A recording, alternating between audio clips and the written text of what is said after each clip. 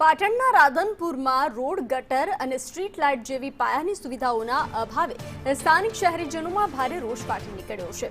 આ વણ ઉકેલાયેલી સમસ્યાઓથી કંટાળી અને મોટી સંખ્યામાં લોકોએ નગરપાલિકા કચેરીના પટાંગણમાં બેસી અને ઉગ્ર ધરણા પ્રદર્શન કર્યું હતું। જનતાના આ આક્રોશમાં કોંગ્રેસના પાલિકા સભ્ય જયાબેન ઠાકોર પણ જોડાયા છે અને પાલિકા શાસકો સામે મોરચો માંડ્યો છે। તંત્રની ઘોર બેદરકારી સામે અવાજ ઉઠાવવા માટે 80થી વધુ સ્થાનિક મહિલાઓએ ત્યાગ કરીને ઉપવાસ પર ઉતરવાનો મક્કમ નિર્ણય કર્યો છે। મહિલાઓ અને સ્થાનિકોએ ચીમકી આપી છે કે જ્યાં સુધી પાયાની સુવિધાઓના કામો પ્રત્યક્ષ શરૂ નહીં થાય ત્યાં સુધી આ આંદોલન સમેટાશે નહીં। પાલિકા કચેરીએ મહિલાઓ દ્વારા કરાયેલા આ અન્ન ત્યાગ અને વિરોધ પ્રદર્શન હાલ સમગ્ર ઉત્તર ગુજરાતમાં ભારે ચર્ચાનો વિષય બન્યો છે। હડતાલ ઉપર ઉતરવાનું અમારું કારણ એ છે કે પાછલા 1.5 વર્ષથી અમે રાધનપુરના સ્થાનિક પ્રશ્નોની રજૂઆત લેખિતમાં કેટલી વખત કરી, આરટીઆઈ કર્યું, છતાં કોઈ પણ જાતનો કોઈ જવાબ આપ્યો નથી। અત્યારે તૂટેલા રોડ છે તો કેટલા પબ્લિકોના હાથ પગ તૂટી જયા છે અને ઉભરાતી ગટરોનું કોઈ નિરાકરણ નથી, રખડતા ઢોરોનો કોઈ પ્રશ્ન સોલ્વ થતો નથી, પીવાનું ભેળસેળ ગટરનું પાણી આવે છે। તંત્ર મૌન છે અને અમે રજૂઆત કરવા આવે તો અમારા ઉપર ખોટા આક્ષેપો કરવામાં આવે છે કે અમે હુમલો કર્યો, એટલે હુમલાખોરનું અમારા ઉપર ઉપનામ આપીને અમને બદનામ કરી રહેલો છે સત્તાપક્ષ। ત્યારે અત્યારે સ્થાનિક રહીશો સાથે અમે અહીંયા ધરણા અને અંજળ ત્યાગી અને અહીંયા બેઠા છીએ। જ્યાં સુધી અમારો પ્રશ્નનું સોલ્યુશન ના આવે ત્યાં સુધી અમે અહીંયા જ બેસવાના છીએ। અમે આના પહેલા 5 દિવસ પહેલા આવીને એમને જાણ કરી હતી તો એમને ધમકી આપી હતી કે તમે તમને મારવા આવ્યા અને ઉપરથી પોલીસની ફરિયાદ અમારા ઉપર કરવા માટે ને એમણે કેસ દાખલ કરવાનું કહી અને અમને બધાને ભગાડી મૂક્યા હતા।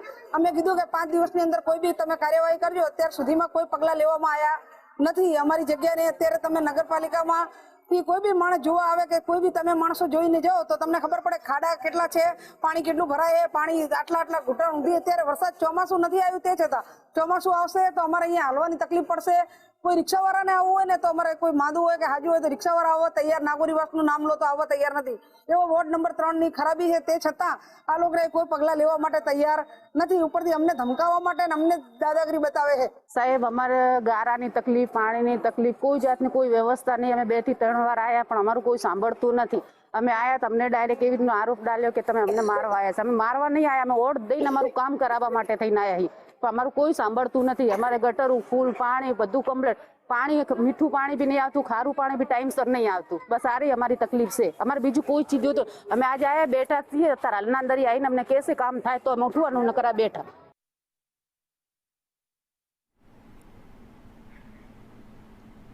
ગુજરાત રાજ્ય તલાટી કમ મંત્રી મહામંડળ દ્વારા પોતાની પડતર માંગણીઓને લઈ રાજ્ય સરકાર સામે આક્રમક વલણ અપનાવવામાં આવ્યું છે। મહામંડળે મહેસૂલી તલાટી અને પંચાયત તલાટીને જોબ ચાર્ટ અલગ કરવાની વર્ષો જૂની માંગ સાથે સરકારને ઉગ્ર ચીમકી આપી છે। અગાઉ આ વિવાદના ઉકેલ માટે એક ખાસ સમિતિની રચના કરવામાં આવી હોવા છતાં લાંબા સમય બાદ પણ કોઈ સકારાત્મક નિર્ણય ન લેવાતા તલાટીઓમાં ભારે રોષ જોવા મળી રહ્યો છે। આ મામલે મહામંડળ દ્વારા મુખ્યમંત્રી અને પંચાયત મંત્રીને એક પત્ર લખી અને અલ્ટિમેટમ આપવામાં આવ્યું છે। જો વહેલી તકે આ માંગ સંતોષવામાં નહીં આવે તો આગામી દિવસોમાં તમામ તલાટીઓ પોતાની સત્તાવાર કામગીરી સંપૂર્ણપણે બંધ કરી દેશે।